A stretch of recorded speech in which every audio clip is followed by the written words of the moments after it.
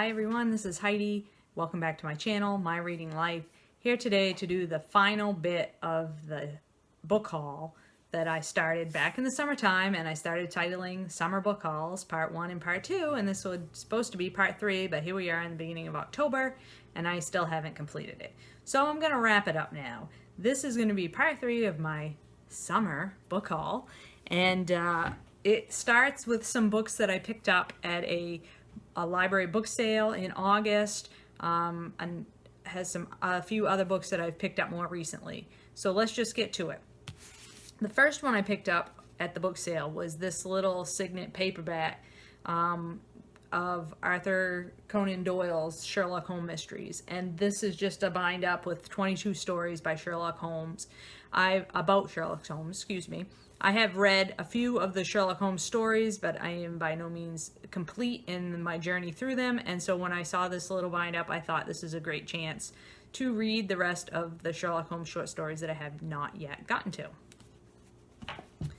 The next thing I picked up was another thing that I've read everything in this collection. This is called The Crystal Variation by Sharon Lee and Steve Miller.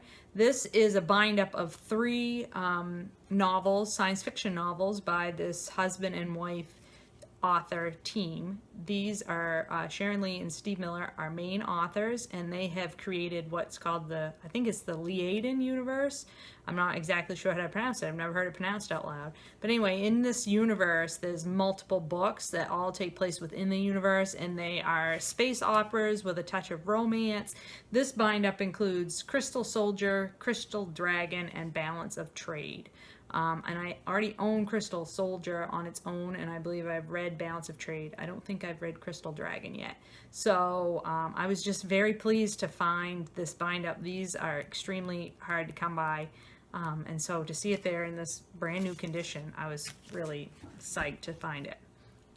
And if you like science fiction and you like space opera and you haven't read any Sharon Lee and Steve Miller, I really implore you to try them out. They are excellent authors, and I love that series. The next thing I picked up was The Brief, Wondrous Life of Oscar Wilde by Junot Diaz. I've never read any Junot Diaz, but I've been wanting to try him. And this book is about Oscar, who is a seriously overweight nerd in New Jersey. And he dreams of becoming the Dominican J.R.R. Tolkien, but his family has been cursed, supposedly, and that has led to them being unlucky in love and in life. So this is Oscar's story, and I've heard that this is funny and touching, so I am looking forward to trying this one out. Obviously looking forward to trying all these out. I always say that. I don't know why. I found How to Get Filthy Rich in Rising Asia by Mohsen Hamid. And this is a novel that takes place, it tells the story of a young Asian man who is trying to get rich with some kind of scheme that has to do with water, but he falls in love along the way, and it's about how his economic dreams and his romantic dreams collide, I believe. And this is the second book of Hamid's that I've picked up and have not yet read. I have The Reluctant Fundamentalist on my e-reader, and now I have this one to try, and I haven't tried either one of them, and I really do want to give him a whirl because I've heard good things about his books. So we'll see what I think of that one. I picked up this giant novel, American Wife by Curtis Sittenfeld, which is sounds really good. It is about the story of a woman's life who goes from, as a young woman coming from a Democratic family. She's very introverted, is a librarian, meets a very charismatic, up-and-coming politician who is from the Republican Party, falls in love, gets married, and then is his wife, and through his political career up until he is elected and becomes president of the United States, and so then she's first lady. And it's all about that intersection of your public life and your private life and what it means to be married to somebody who's politically important in the United States. And I think that this if I've heard correctly, is sort of based on George and Laura Bush's relationship. So I'm very much interested in checking that one out as well. But ooh, it's a bit daunting because it's a chunker. But hopefully it will read quickly, as sometimes those kind of novels do. I then have the last two books that I picked up at the library were a couple more nonfiction. This is Oliver Sacks, An Anthropologist on Mars, 7 Paradoxical Tales.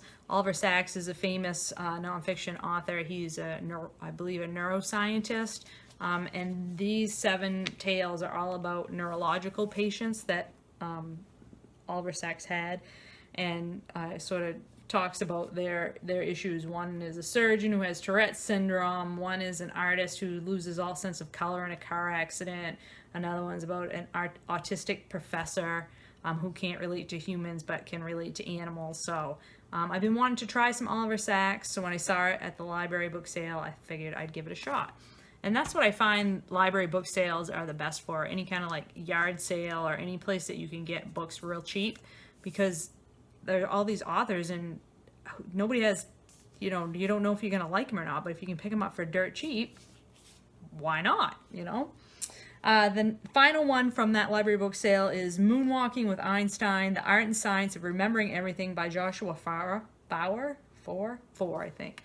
And in this one, Joshua Foer is a novelist, but he got involved in memory training and learning how to memorize things, and actually ended up in the U.S. Memory Championship. So this book is all about how we remember and how we can train ourselves to remember more. And I've seen this book around and heard it talked about multiple times. I think it's blurbed on the back here by Mary Roach, who I love. And so I just thought it sounded interesting, and I thought I would like to try it. The next book I picked up was one I got off Paperback Swap, and it's just a mass market paperback of J.R. Ward's The King.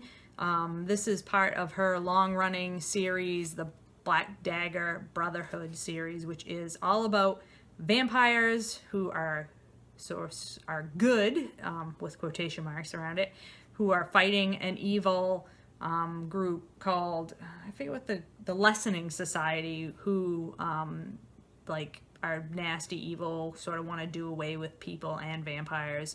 And the vampire, I just love these. These are paranormal romance novels, and I find them to be like potato chips, like really good fun, really awesome if you're homesick in bed, on vacation, or just need something to clear your brain away and make you forget how shitty the world is. Try J.R. Ward. They're super fun. Especially the dialogue between the characters, especially the vampires in the Black Dagger Brotherhood have a very close brother relationship, and their dialogue with each other I find it very hysterical and really good fun. The next 2 books I picked up new. I don't buy a lot of brand new books, but I picked these 2 up new recently to treat myself. And the first one you will have seen around before, I'm sure. This is The Trouble with Goats and Sheep by Joanna Cannon. This has been all over BookTube in the last year. Simon Savage, Jen Campbell, Mercedes over at Mercy's Bookish Musings, just so many people that I watch and love from British BookTube have been talking about this book, and it has now come over to America, and I'm starting to see American booktubers talk about it. And it sounds like a really fun mystery type novel where 2 young girls in the 70s are investigating a death or missing person in their neighborhood. And every time I hear somebody talk about it, it makes me want to read it more and more. So, and I was a little bit sad because I thought that the cover on the British version of this was really awesome. That blue cover with the title embossed on it. I really loved it, but this cover is pretty cute too, with the little girl looking through the fence. I mean, I like that one too. So really looking forward to reading a nice cozy type village story here. Looking forward to that one.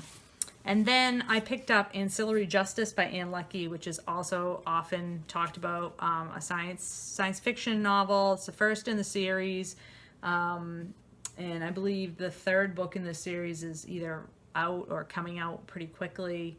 And I'm a little unsure about this one, but I have recently, I think it's SSF Fan, talked about this series and how to read it and how to get into it, because it can be a little bit difficult, I guess, to when you first get into it. And so I will take her advice and persevere and just let myself enjoy this book without thinking about it too hard when I first start it. And I am pleased to know that the rest of the series is available, or soon will be available, so that I don't have to wait if I really love it.